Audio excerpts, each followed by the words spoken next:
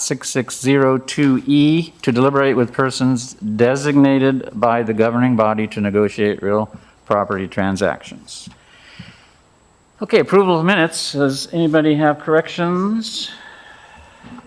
I move for the approval of the minutes. A second. Any objections? Then I'll just ask for unanimous approval on unanimous consent or whatever it's called. And I think we have it. So the minutes are approved. There are no additions or deletions to the agenda.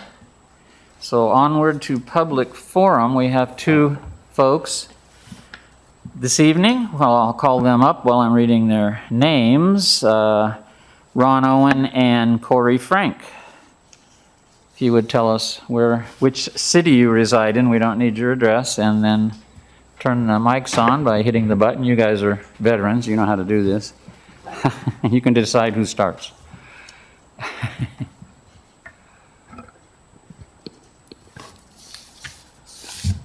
Commissioners, staff, and members of the public, my name's Ron Owen, and I live in Ashland, Oregon. I'm the chairperson for the Ashland, Oregon Pickleball Club. My statement tonight is pretty brief.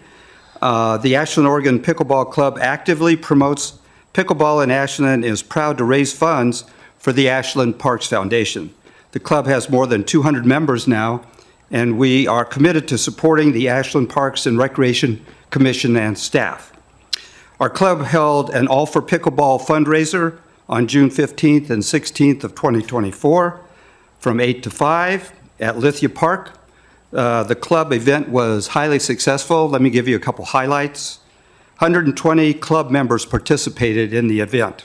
$7,500 of donations were contributed to the Ashland Parks Foundation. There was a positive Channel 12 news coverage for Ashland and Lithia Park. There was positive park user comments who happened to go by the park. No community complaints that we're aware of, and there were no incidents reported, no accidents, no injuries. The Ashland, Oregon Pickleball Club appreciates the opportunity to work with the commission and its staff regarding additional pickleball events and venues in the city of Ashland. Thank you. Thank you, Mr. Owen. Hi, my name is Corey Frank, and I also live here in Ashland. And I just wanted to take a minute and just kind of tell you about the Southern Oregon Pickleball Association, their tournament fundraiser. Just because we're trying to put one on for seniors in September, and I've just talked briefly to the staff. We don't have this finalized by any means, but we are having a discussion about it. They had 310 participants in their tournament. 226 of those were seniors. Also, they had 15 vendors that paid $50 a day to have a little space for their goods. They also had different types of organizations that sponsored. They also had quite an influx of families who came to support their friends and family in the tournament who stayed at Airbnb. So she said they were very happy. Tourism was very happy with the dollars that generated. So I'm here to make my regular plea that we definitely need more pickleball courts. And I know you've heard me before, but I have to continue beating that drum just because that's what I do. Right now, I was sort of sharing with Natalie that at the Y, we're teaching the youngsters there. We have 18 youngsters this week in pickleball camp who letting their families know about Lithia Park, where they can play once this tournament is done, and once this clinic is done. As we get more and more players and younger players, we are seeing a big need for this, and we are seeing, unfortunately, some negative behaviors on the courts just because people are getting frustrated trying to wait for an open court 20 to 30 minutes at times. So I'm really hoping, I know you've got lots of things on your plate, perhaps we're not the priority, but I hope at some point you realize what a wonderful thing this is for Ashland and really make this a priority. Thank you. Thank you. Thank you. Okay.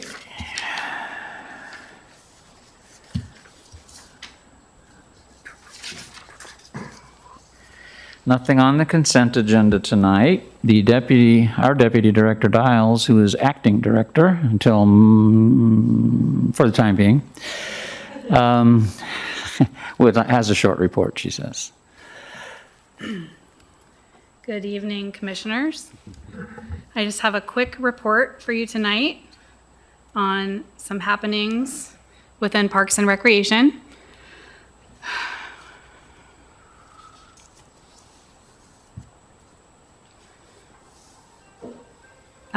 We have some new team members coming on board. One has come on board already. Our new admin assistant for recreation, Amber Schroy, started last week during the 4th of July, and it stopped by the Grove or the Nature Center.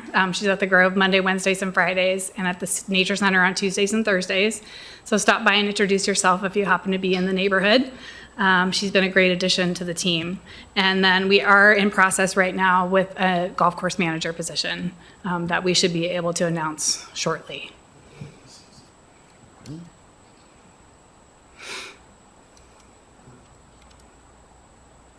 We had a cookout for seniors and their families at the Ashland Senior Center. Over 100 seniors and their families showed up to attend the event on the 29th of June. Many thanks to our sponsors of that event, the Ashland Police Department and the Village at Valley View. And a special shout out to Audrey Flint and her senior dancers and the many volunteers that helped with the event. So it was a great turnout. We have a concert coming up on July 29th, our second and final concert of the summer with the Ashland Folk Collective. Summer Sounds with Blitz and Trapper and guest Cousin Curtis. This is a free event from 6 to 9 p.m. at the band shell. Our gracious sponsors, Epic Ashland, and then of course Ashland Parks and Recreation. The first concert we had in June, drew over 1,500 people to the event. I think any issues that we had with the first event were based around capacity. So not enough restrooms, not enough food trucks. So we're correcting those for the next show. And it was really fun. It was great to see all those people dancing. I don't think I've ever seen that many people dance in front of the band shell. Next, just a reminder, as we are in these hot summer days, the Daniel Meyer Pool and the Garfield Splash Pad are open. The splash pads open daily from 10 a.m. to 8 p.m. And the pool has almost daily recreational swim available. And I'm happy to report that our swim lesson program is full for the summer. So except for some private lessons, we are full for the summer, which is great. In mid-June, we had to take 4 ponderosa pines out of Lithia Park due to some safety concerns. We hired a contractor to do that. Those four ponderosa pines were near the playground area in Lithia Park. According to the parks team, they do have plans to remove additional trees this fall as time and budget allows. The ponderosa pines are starting to get, they're mature trees that continue to be stressed and are starting to die. So that is why we had to remove those 4 near the playground. And Butler Protze Fountain, since the money has almost been raised for the Butler Protze Fountain, the restoration project kickoff meeting is coming up on July 26th. We're excited to work cooperatively with the Parks Foundation as well as the Architectural Resources Group, a leading regional consultant that specializes in restoration of historic landmarks. So the team will be getting together at the end of the month to start coordinating that project. So that's exciting. East Main Park, the Planning Commission approved the annexation last night, and August 13th, it will come back to the Planning Commission for adoption of the findings. It's scheduled to go to council at this point on September 17th and on October 1st. And our current grant applications, which we have two, we have the the pump track application, as well as the Hunter Park Tennis Court renovation rehabilitation project. Those are both scheduled to be presented a week from this Monday, so the week of the 22nd.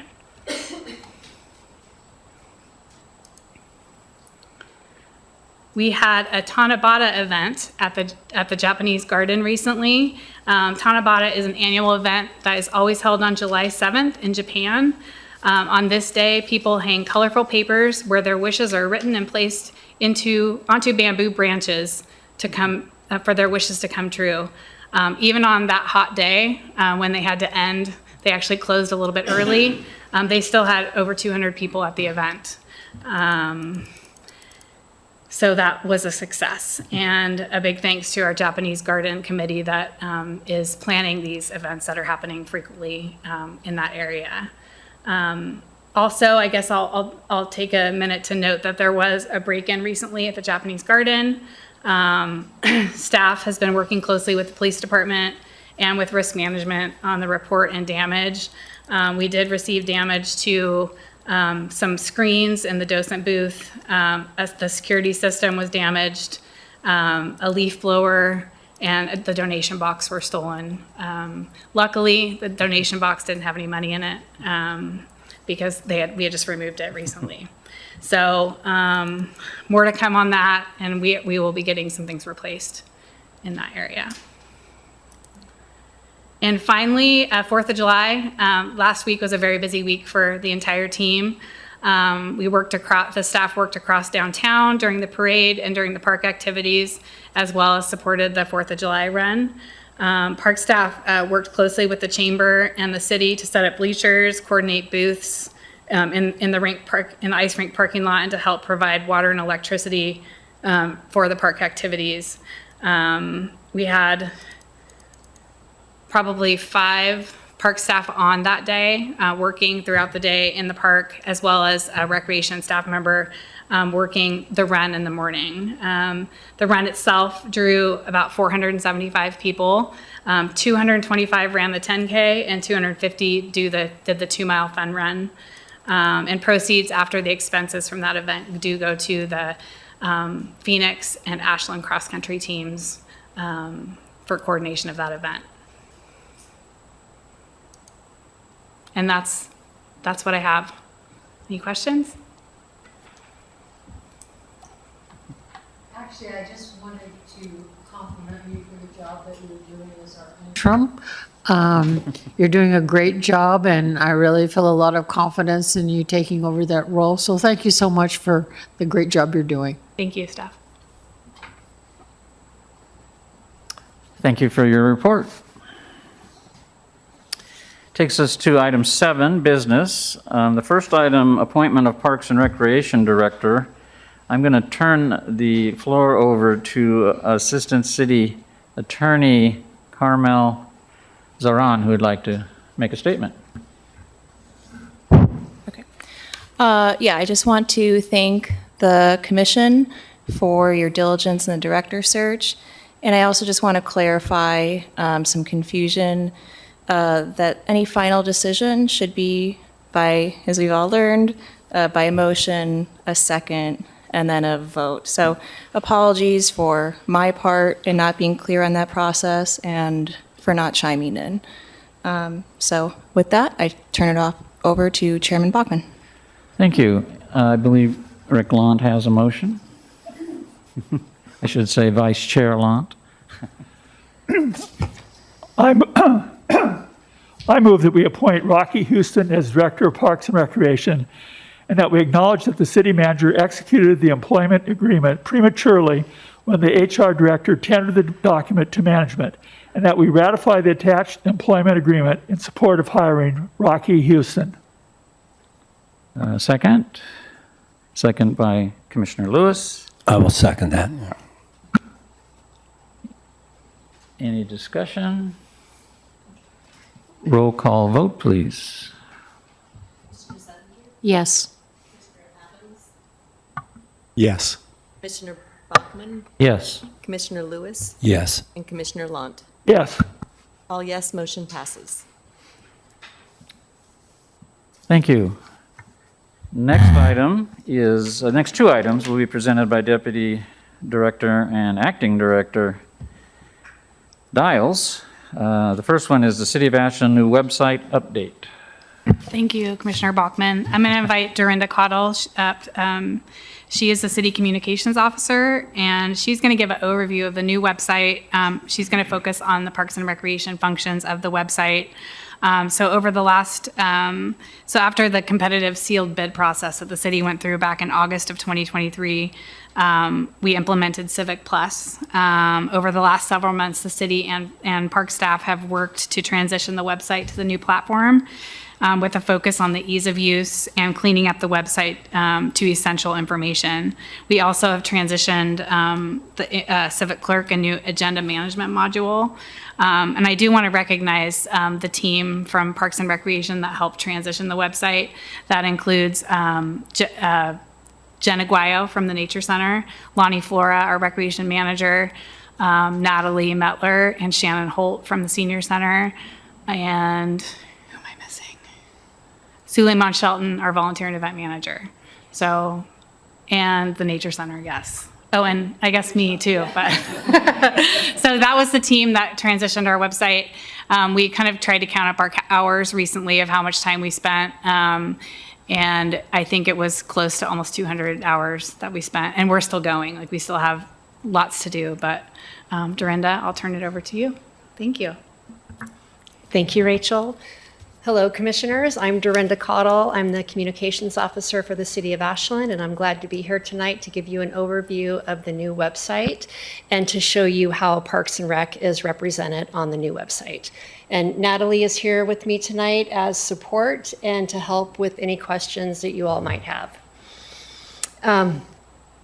So before I jump in, you can see here that I'm on the Parks and Rec homepage here, and Parks has a robust presence on the website.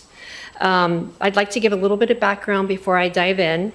Our previous website was over 20 years old, and some of our goals with the new website were to improve navigation, to improve functionality, and we wanted to condense the number of pages that we had. We actually went from almost 1,500 pages and we're down to a few hundred. We wanted to showcase our new brand, and we also had aesthetics in mind. We wanted to showcase a beautiful site and use some of the wonderful photos we have of this region. Earlier in the year, we completed a communication survey that revealed the city website is the #1 communication tool for the city. We had nearly 70% of Ashland residents say that they get their information from the website. So this is a worthwhile endeavor to take on. We also heard back from about 60 surveyors who offered to provide feedback on the new website. We ultimately had a small focus group of about 10 people. We garnered feedback from that focus group as well as feedback from the 60 surveyors via email. And I'm happy to share more about that after we take a look at the website. So the new vendor for the website is a company called Civic Plus, and they actually specialize in municipalities. And the city purchased 3 modules from Civic Plus. We have the main website module, which I'll be covering tonight, called Civic Engage. And then we also have a public meeting module called Civic Clerk. And we have a CFix Click module for reporting non-emergency things that might need maintenance, like a pothole or maybe a light issue in town. All 3 modules work seamlessly together. They improve functionality on the back end, and it's seamless on the front end for the user. They don't know that we have 3 modules. But again, tonight, I'm only talking about the website, the Civic Engage. We began working on the website last December, and then we actually launched on May 22nd of this year. Before launching, we studied many city websites, and we also looked at the analytics of our old site to help us develop navigation. And we wanted the navigation to be intuitive, so relatively easy to find information. We wanted the navigation to represent who was visiting our website, so residents, business owners, and visitors. Our top navigation or global navigation, which you can see across the top here, is residents, business, experience Ashland. Let me make this a little bit smaller here. Hold on one sec. There we go. The menu was kind of squished. So residents, business, experience Ashland, which is geared toward tourists, and then government and I want to. And the I want to category is a great way to highlight all of the different ways that users can connect with us. Below the global navigation are these drop-down menus, which is our mega navigation or intuitive pathways for how people might look for information. And you will notice tonight as I go through here that there is a lot of redundancy, and that is intentional because people search for information in different ways. And a good example of intuitive navigation at work is finding information on our senior services. You all know that senior services is under Parks and Rec, but our residents might they might not know that. Visitors might not know that. So senior services is accessible in other ways. For example, under residents, we have resident resources, and you can see here we have a link for senior services. And under I want to, under find, we have a link for senior services. And then on the city homepage, we have a pretty cool tabbed feature called I want to, and it's quick access to popular requests. And under find, you can see senior services. So as mentioned earlier, the global and mega menus were developed based on analytics of our previous website and our research of other municipalities. We had a 6-month snapshot from the old site, which was June through December of 2023, and it revealed that our top 4 most visited pages at that time were public meetings, so Council, Parks Commission, Planning Commission, and our advisory committees, wildfire information, Parks and Recreation, and utility billing. I've compared that with the top 4 analytics for the new site, which is May 22nd through July 9th. And right now, the top 4 are utility billing, the Daniel Meyer Memorial Pool, options for payments online, and Parks and Recreation. So I'd like to highlight all of the different ways that folks can access Parks and Recreation information. Parks is represented in 4 of our 5 global navigation topics. They are, you all are under residents. We have parks and trails. We have recreation programs. And then we also have information on volunteer programs, and there's a link here to Parks and Rec. Parks and Rec is under Experience Ashland, which again, this is geared toward tourists. And we have Parks and Trails. And we also have maps and applications, which I'm going to talk about here in a little bit. I'd also like to highlight History of Ashland. This is something that we are building out right now, as Rachel mentioned. Our focus initially was to build in the essential pages. And so now we're working on some of these other pages that are important but might not be essential. And History of Ashland will feature things like the history of Lithia Park and the history of the commission. Parks is also listed under the government tab under city departments. It's listed under council, commissions, and committees. You can see commissions here. Under public meetings, council, commissions, and committees. And we also have a link here for master plans. That is another thing we're going to be working on pretty soon to get all of the Parks and Rec master plans on the website.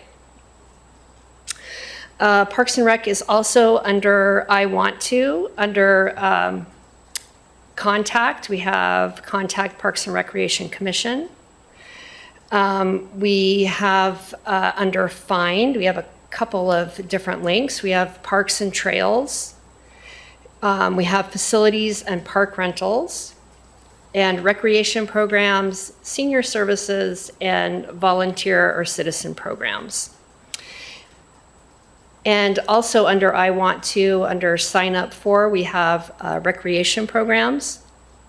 And then under view, under I Want To, we have master plans again, maps, which I'm going to talk about in a little bit, and public meetings. And then on the city homepage for Parks and Recreation, we have a link to the mapping hub, which again, I'm going to come back to. We have a public meetings button.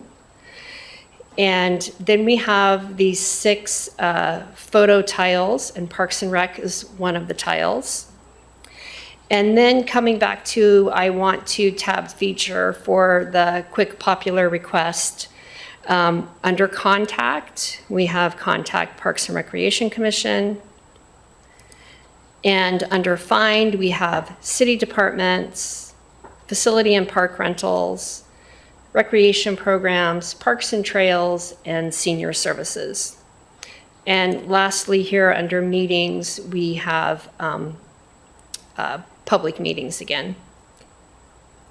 Under city news, which Parks and Rec is here listed when we have something going on, when you all have something going on. And this is a carousel, so people can toggle through here. And so right now we have a new story on the new director, Rocky Houston. We also have our city newsletter for July, and on the cover of the city newsletter, we did a feature story about ways to stay cool without air conditioning, and we highlighted different parks. So you can see the swim reservoir here in the picture. Under spotlights, we can toggle here to spotlights. And spotlights are things that maybe have more legs. They might hang around a little bit longer than a news release. So here we have register for a recreation program. We have a great story here on the trails in the watershed from bikemag.com. And again, people can toggle through here, view everything, and then it comes back to the beginning. And then lastly, on the home page, Parks is well represented in the calendar. We have 3 tabs here. So we have the meetings tab. Here we are tonight. And we have events, and this is general events for Parks and Rec and other city departments. And then the Senior Center has so many wonderful programs to offer. We actually built out their own tab, and so they can feature all of their events here. And you can see these tiles. It only looks ahead for about 3 days. A user can click view all events, but a quick view is just 3 days. And so I really love this feature right here where we can actually show a picture and offer a little bit of text about something that's coming up a little bit down the road. And right now we have the Summer Sound concert series on July 29th. Okay. I'd like to highlight 3 examples of how a user might access information for a particular scenario related to Parks and Rec. And the first one is, I'm a resident and I want to register for a class. So first, I'll show you how to directly get to the registration page. And lastly, I'll show you how to get there from the Parks and Rec homepage. So from the mega menu, under the resident tab, people can go to recreation programs. Again, this is a little bit of a repeat because there is redundancy. They can also go up to the mega menu under I want to, and then sign up for recreation programs. And it's also under find recreation programs. On the city homepage, under the tabbed feature again, it is under find and then recreation programs register. It's also, again, under the spotlight, which I'm actually on there, so I would have to toggle over to this tile for register for a program. And then the user, of course, can go up here to these 6 photo tiles, click into the Parks and Rec homepage. And from here, we have a couple of different ways that they can access the registration page. One way is this call to action button to register for a program. They can also click here in the blue navigation, click on activities, and then go to register for a program. There's information about registering for a program in the FAQs. And then because the spotlight feature is part of the Newsflash widget, it's also here under Newsflash. And so once a user clicks on register for a program, then they are actually taken to our partner site, Amelia. We'll accept all cookies there. And then from here, they can select which category they're interested in. They can sort by age or day or location, and they can actually register for a program. Okay, scenario number 2. I'm a grandparent visiting from out of town, and I want to take my grandchildren to a park. My grandson likes volleyball. My granddaughter likes basketball. I'll need an ADA accessible covered area where I can sit in the shade. So this is an example of how granular we can get when we are looking at the features of a park. So first, I'll show you how to get directly to a parks page, and then I'll show you how to navigate from the home page. So again, using the mega menu, under residents, we can go down to parks and trails, and then we would click into parks. We can get there from Experience Ashland. Again, this is geared toward tourists. Our grandmother example, she's from out of town, so she might go here and click on Parks and Trails. We can also get there from I Want To. And then again, we would go down to Find and click on Parks and Trails. And again, from the city homepage, we can go back to our popular request, and we can go to Find, and then Parks and Trails. So from the home page, let me come back up here, navigate over. So from the home page, there's a couple of different ways. She could click on Facilities and then click into Parks, or she can click on Parks and Trails and then go into Parks. So I'm going to click in there. And so all of our parks are listed in this facility module, and this is where you can really get granular and search for whatever you're looking for. So let's put in the features that she listed. She wanted something ADA accessible. She was interested in basketball. She wanted a covered area, so I'm going to click on picnic shelter and then volleyball. And you can close out of that, and those selections will remain selected. And we have 3 people. You don't have to enter that if you don't want to, but we will. You can enter keywords too if you want. So I'm going to click on search.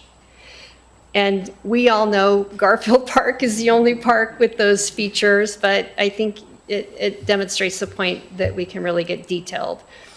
And then she can click in here and she can read more about the park. She can view a map, get directions, get contact information for Parks and Rec, and so on.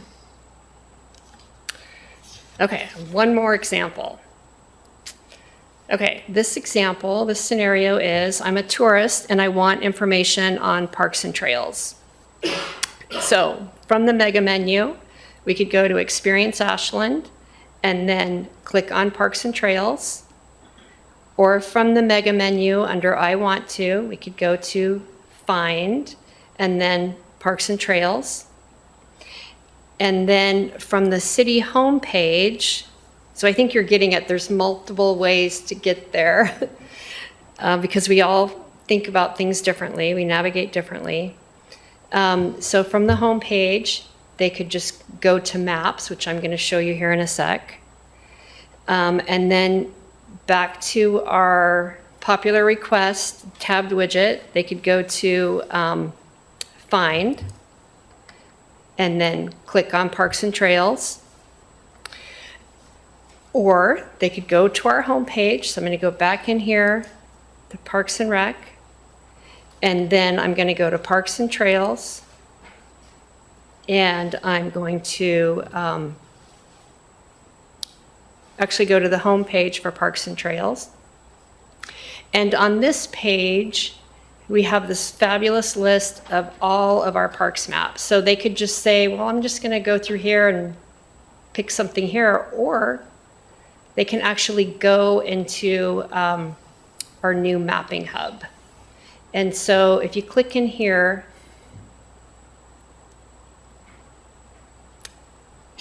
accept all cookies.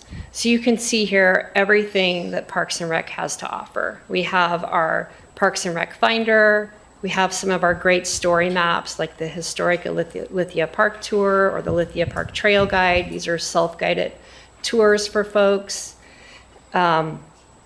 We have story maps for Orton Todd in English and in Spanish.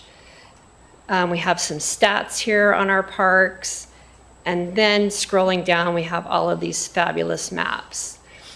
And one of the things that's going to change is we aren't, gone are the days where our link is going to go to a PDF that we have in a file, because that can be problematic because then we had staff linking to maps that could potentially be out of date.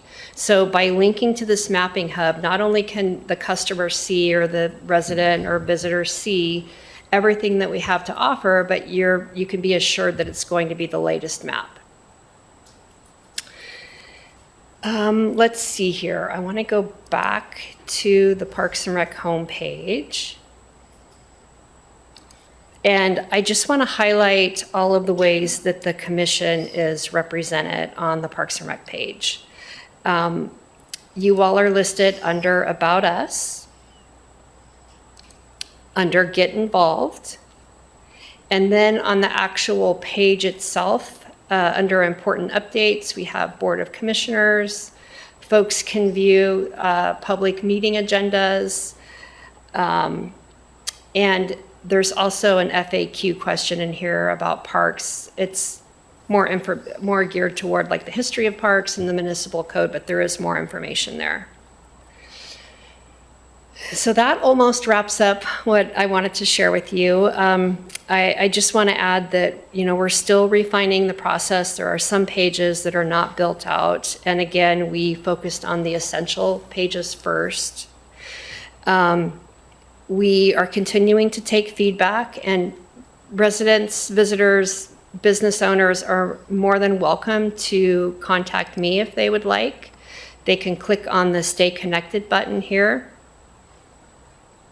And on this page, I have my contact information. They can email me. They're welcome to call me. If that doesn't feel comfortable, they can also send an email to the city manager's office and somebody will get back to them. And it's really helpful if they find something that's not wrong or a dead end, if they could provide as much detail as possible so that we can fix it. Some of the next steps for Parks and Rec are we want to add more photos to some of our pages. We want to work on the master plans as mentioned earlier. We want to beef up the History of Ashland pages, and we're going to add information about Bee City USA. And I just want to quickly acknowledge staff. We have just under 20 people in the city who have been working on the website. They have worked very hard. They are very dedicated, and it has been a pleasure to work with them. And we really are better together. So if you have any questions, I can hopefully answer them. Any questions or comments? Is there a staff directory? There is a staff directory, yes. And so Yeah. you know how to contact people? Yes. Great. Also, on each city department page, there's a contact section on the top right of the page that typically will list the director and then how to contact the department. Thank you. Just wanted to acknowledge what a huge lift a project like this is. This was not migrating a small website. This was migrating a really big website. My experience as a user, both as a commissioner and a citizen, was that it was a little bumpy at first, and so I appreciate the ongoing work there. I'm happy to report that this week I Googled something having to do with the city, clicked on the link through Google, and it took me to the appropriate city page that I was able to walk through, and that was big. Yes. And I love the way that this is thought through and organized. The idea of moving away from static PDF documents to documents that will update and remain relevant, I think is really smart. Paring it down, really smart. Of course, there's going to be some sharp elbows around that, right? Because somebody's favorite PDF from the history of Ashland will be missing or replaced with something that they deem to be inferior. But I just really wanted to applaud our IT team and all of you. This is a huge undertaking. Thank you very much. And for also, mentioning the Google search, it took time for Google to re-index the pages, and there's no schedule for that. And so we were just waiting, when is this going to happen? And it did take some time. So. This is a double quantum jump from what we used to have, and of course there are going to be some growing pains. It'll take a while to get it fully functional, and then it'll be constant maintenance, because that's how these things work. So I'm sure the city has a plan for keeping it running and current and improvement, and we thank you very much for the presentation. Thank you. Our final item of business is this presentation, this information only on David's chair routes, I think, in the city, in Lithia Park.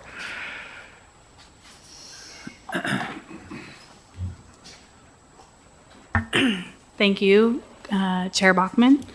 Let me get set up. So at the last study session in June, the commission, we presented on David's chair that's being implemented later this year by the city, by Travel Ashland and APRC. And the direction was to come back with a recommended route map. And I want to remind you all and the people who may be watching that David's Chair is a 501c3 with a mission to give people access to environments that are either difficult or not possible to venture into with their current mobility devices. Let's see, sorry, give me a second. This picture here, you see here is our recreation manager, Lonnie Flores, sitting next to me right here. Lonnie did the actual testing on the chair in Lithia Park. I walked along the entire route with Lonnie and our rep from David's chair. A few of the highlights from that testing session and the route map. We tested it for about an hour and a half time frame and got around most of the areas that you will see on the map here. The recommended routes are highlighted in yellow. And the start return area for the chair is the Lithia Park office. Any areas of concern are noted by numbers that correspond with a number on the bottom left side. So the numbers 1, like you look at number 1, there is a large boulder in the middle of the intersection, easily avoided. So we just kind of tried to call out any areas of concern, such as turnaround areas, any large boulders, or areas that could be more narrow, or any bridges that might be more narrow. The picnic, we also highlighted the picnic and viewing areas along the recommended route, and those are highlighted as letters A through G on the map. The route itself is, someone can go anywhere on the route. Anywhere highlighted in yellow, they can go. They don't have to do the route in any particular order. As you can see, like Pioneer Trail is highlighted on that, as well as the main trail through the back part of Lithia Park. There's some bridges where you can go over, and there's different viewing areas where you can view the creek. You can go down to cross the bridge at the Madrone area and go to the upper duck pond and see the duck pond. We just tried to make sure that it was areas where people would want to see, and starts and ends at the Lithia Park office. A few things about the chair itself, and I want to go back to the picture. I want to go back to picture of Lonnie in the chair. The chair will not fit on any trails in the upper part of the park. It's wide. It's too wide. It will not fit. The chair, and I want to make sure I'm clear on this because I don't think I was very clear on this at the June meeting. The chair itself does not operate in miles per hour. It operates on a 1 low setting to a high setting 5. When testing it at the 5 level, which is the highest setting, it's basically as fast as a slow walk for me. So it's not fast at all. A flag will be put on the chair itself so that visitors can see from a distance that there's a mobility chair coming through. The chair itself also has safety straps. Lonnie is not using the safety straps, but there is safety straps to put on to secure the person in the chair. Do you want to talk about the boulders and the safety mechanism? Sure. Yeah, a couple other safety features on it. We even tried taking the chair up some stairs on the trail that were built-in stairs. When it hits, it's kind of the small wheels on the back of the chair. As soon as those hit, the chair stopped and wouldn't go forward any further. And you could back up and correct your route. Also, while doing this, at point number 5, I believe, on the map, there is a large boulder that's kind of in between 2 trees kind of growing. And we did get it high centered on that boulder. So we did struggle with it a little bit and was able to back out, correct course. And were those the main things? Mm-hmm. Okay. Yeah. And then I just want to touch on just a couple of things, and just to make you all aware of the. I know last month when we talked a little bit. I think there was a reference to the ADA, American with Disabilities Act, and I heard the term ADA accessible trail used during the discussion. But I want to be clear that David's chair does not use ADA terminology, and we shouldn't be when we're discussing the program. Because ADA standards do not have any specifications for trails. Access to trails using the style of track chair is going above and beyond what ADA requires. Other than determining where someone would park, so someone would park at the parks office in an ADA spot to get to the chair location, nothing about the David's Chair program involves the American with Disabilities Act. ADA establishes minimum standards for access to the built environment, as well as prohibiting discriminatory practices by tax-funded entities. I guess another way of explaining the David's Chair program is if an area or a trail or a path is deemed ADA compliant, people with their current mobility devices, so just a regular wheelchair, a regular walker, would have no need for the David's Chair because their own mobility devices would be usable on that trail. The David's Chair program allows people to enjoy areas they otherwise would not have access to because these areas are not subject to ADA legislation. So also, I guess I wanted to say that the David's chair does not qualify people to reserve and use the chair. No one has to possess documentation proving they have a physical or cognitive disability to use a chair. So it is truly an all-inclusive activity. That's what I have for you. This map is a draft map. We will probably be changing some of the wording.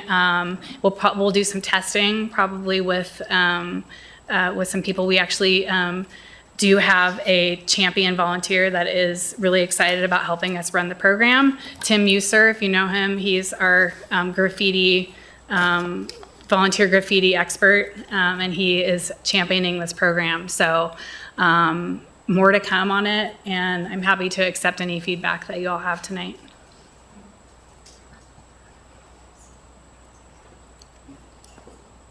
I have just a couple of questions. First, that chair looks so cool. Lana, you look good in it, though. I'm a little sad you didn't have the safety straps on. Safety first, buddy. No.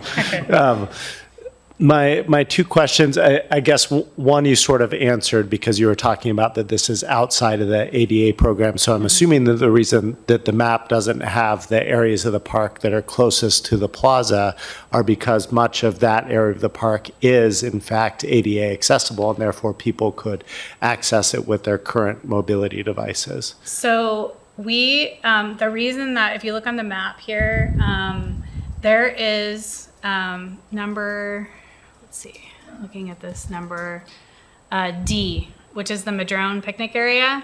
Normally, someone who wanted to stay on the trail would just keep going. If you keep going on that trail, you're gonna get to a bridge that you can't cross. The device will not fit on that bridge. So that's why we decided to have people cross that bridge at the Madrone area to the duck pond, because the duck pond is easily accessible. The chair itself can go on pavement, but it's recommended for trails, but it can go on pavement. I think having this kind of smaller footprint for right now to see, because basically if someone went on all of these trails, that would be the entire 2-hour rental. I mean, just the hour and a half that we had it, we couldn't get it all done. Like, we couldn't go through all the trails. So that's why we kind of started with this footprint here. And there are some bridges that chair will not get on.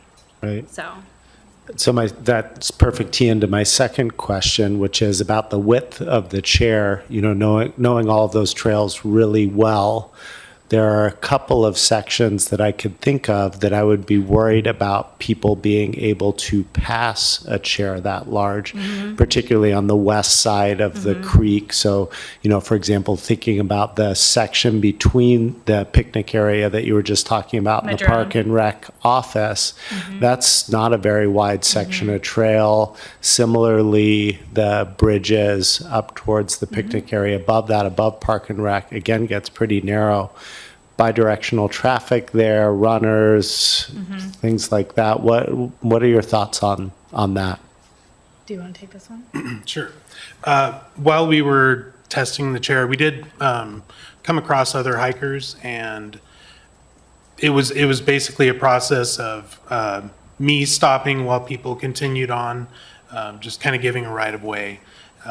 This is something too that I think could be communicated by the volunteers, you know, as they kind of give the lowdown on the route, and also say, you know, you can stop, just acknowledge the people that you encounter to kind of get around each other. The sight line was, yeah, we didn't really have a big problem when we ran into people in those narrow parts of the path. So another thing to point out too is this coming from David's chair and the representatives, most all the people that will rent the chair are accompanied by family members. So there are people that are joining them to, you know, enjoy a picnic and do the hike with them. So again, you know, minor details that we're gonna be able to address, you know, have volunteers help out, that sort of thing. And I would just add again that we did not, when we did the test, we didn't have a flag on the chair. And that's one of the things that we'll be making sure we have is like a bright colored flag on the chair so people can see it. And honestly, we did not have a problem. We did have to stop and wait for other people to pass, and then we would go. But we were also very aware of what was happening around us while we were testing. So, but I think also another thing we could do is actually put something on the map that talks about, you know, being aware of your surroundings. So. Thanks so much, you guys. I had some questions similar to Commissioner Adams. I'm curious about the area above where the TID water enters the creek, upstream from there on the east side. Did you actually negotiate that section up to the upper bridge? What? Well, you know where the fire pit, the one that you can permit, right? Yes. It's on an island. Okay. And at that point, the trail forks, and one is on the east side, one's on the west side. So on the east side, did you actually take the chair from there to the uppermost bridge? Yes. Yes, I think that's where we had to turn around. Commissioner Lott, I think the fire pit that you're talking about is labeled with 5 up there, so the area above that would be off this map to the right. Yeah, that's where we had to And turn I agree around. with you, that would be quite narrow for a chair that wide. We couldn't get through. We had to turn around. So the trail that you're showing there basically goes to the fire pit and not beyond, is that correct? I believe, are you talking about 5 or 6? Do we know?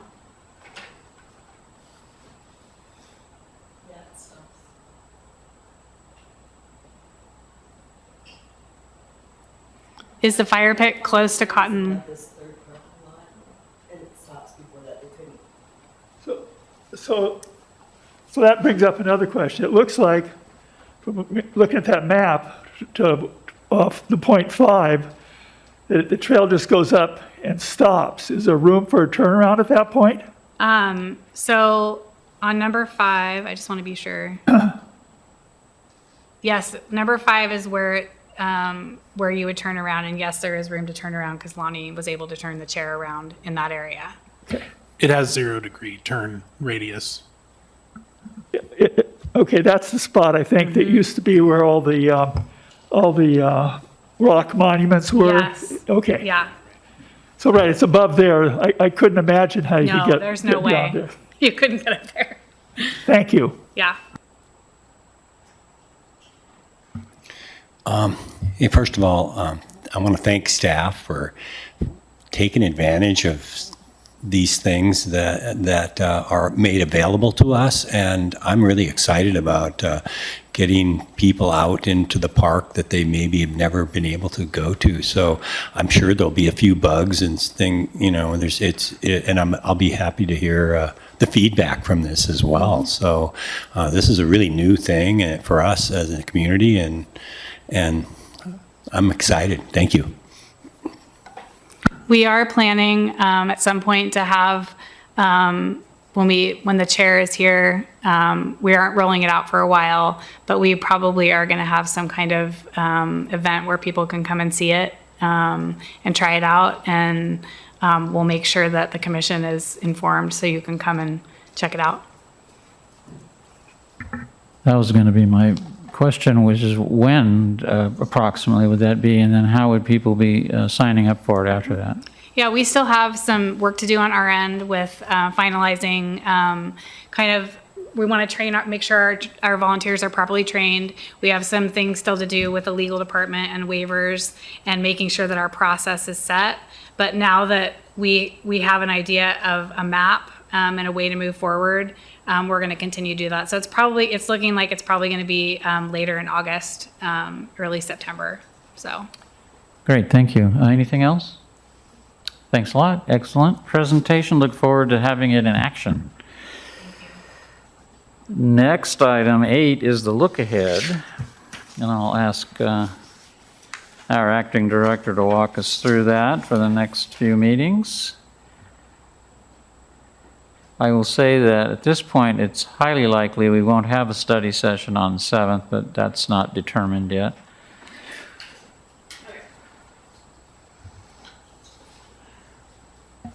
So, we have, for the 14th, our meeting, potential for the Envision Bear Creek presentation from Alta Planning. We're still kind of working on some details to potentially do a presentation and have the council involved as well, but we're still working on those details. And then there is potential, still tentative at this point, for the Lithia Park Master Plan if it's ready. If it's not, that can be pushed out. And we also might, if we can get more information, have a review on a policy for the advisory committee and management advisory committees, but that's all TBD at this point. September, at a study session, there's potential for update on pickleball use if we can get our survey done on our end, so that could get moved as well. Coming up on council budget commissions, we've got the Planning Commission hearing coming up on the 13th. Council first reading on East Main on September 17th, and then second reading for East Main Park annexation on the 1st of October. We have lots of things that are potential for agenda items, but at this point, we're probably waiting for our new director to arrive and give us feedback on what he would like to see on the agenda. I was going to mention that. So now that we've finished the hiring process formally tonight, I will announce that Rocky Houston is starting Monday. And he'll take a little while to, get his feet on the ground and get going, but he has an excellent staff, some of whom are in the room, to help him with that. So we shouldn't have a lot of hiccups at this point, but we do want to allow him to be as involved as he can be, as quick as he can be. So that's the reason there's not a lot of stuff, meat on this look ahead right now until we start talking with our new director. The next item is liaison reports. I attended a senior advisory committee meeting this last Monday, 2 days ago, at the senior center. Every other meeting we meet in person, which is nice. Mike Gardner chairs that committee. He's sitting in the audience here, former chair of this commission, and Natalie Mettler, the superintendent's here. She was key in the meeting as always. There was one of the things that came up, and it was mentioned here by Deputy Director Dials, that the city, and I don't know if I'll just say a few words if I get it wrong. Can jump in. Assistant Attorney, there's a review of how commissions are chartered, or advisory committees are chartered, and to what extent public meeting law is being properly followed, and Robert's rules used universally and consistently. So our legal team is putting together some guidelines that will allow us to operate across the city, including parks, in a uniform manner, and I'll let her speak to that a little bit right now, because it's an important improvement in the way we're running the city. Yeah, I mean, I think it's one thing that strikes me that will really benefit from having that kind of management form of government. I think that we have a really great, involved, dedicated community, and having commissions is a great way to garner community feedback in a really kind of positive, constructive way for the elected officials. And then on the flip side of that, I think that it's the city's obligation to really provide guidance in how to best garner the interest in providing public service. And so it's really a kind of joint effort between staff, liaisons, the legal department, and management to then and we're in this process now. We've already had a few meetings, but at the end of the day, we'll put together some more clear, consistent guidelines for all the commissions, which I think will be really positive. Thank you. The reason I brought that up is it was one of the items at our Senior Advisory Council, Ashland Senior Advisory Committee meeting. Not we, because I'm the liaison, but the members of the committee will be revising the charter slightly. The charter for that particular committee is in pretty good shape. The charter, the other two, well, particularly the Trails Commission will undergo quite an overhaul, so we would like to do that as quickly as possible because we have a lot of work to do with regard to trails. So just something to watch as we bring our standards up to what's going to come out of this project. We're going to continue to work. We're not stopping, but we want to work properly. So the sooner we have the guidelines, better. Yes. I've lost our place in the agenda. I'm doing the liaison report, and I just brought that up, and then I went on to clarify what it was. We talked about that at that meeting, and the second thing was there was a great presentation from the library, the Jackson County Library District, people who are involved in at-home services for the library, and I just want everybody that's here and watching to understand that the district has quite an outreach program for people who want to use library services but can't get there physically. There are ways to have books mailed, books and materials mailed, ways to, the personnel will actually drive out to somewhere in Jackson County to deliver materials. And it's not just books and magazines, it's also